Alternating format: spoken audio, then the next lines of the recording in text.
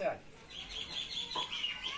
বলছি দাদা ভাইটা জানেন, এই কালকে সোমবার গিয়েছে, আগের সোমবার দিন থেকে আমাদের বাবা, এই বাবা ভোলেনাথ আমার ঠাকুর ঘরের সামনে আসে এখানে।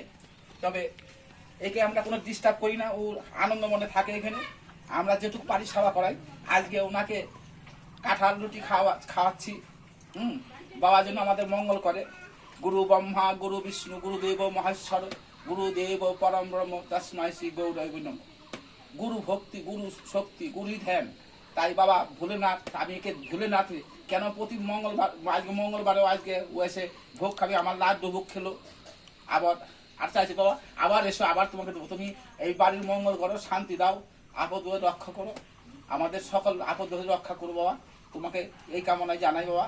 তবে কি জানেন দাদা ভাইরা, এরা আমাকে আমরা ডিস্টার্ব করি নাকি কেন? দেখুন আমার ঠাকুর ঘরের সামনে এসে নিজেই এসে শুয়ে আছে, কোনো অসুবিধা করে না, কোনো মারামারি নাই, কিছু নাই, নিজেই আনন্দ মনে আসে, এসে থাকে এখানে। নমস্কার দাদা ভাইরা, খুব ভালো লাগে জানেন তো, আসে আমাদের খুব আনন্দ পাই আমরা। যাই হোক রাখছি দাদা ভাইরা, ভালো থাকবেন, সুস্থ থাকবেন, বাবা ভোলেনাথের নামে মঙ্গল কামনা করবেন।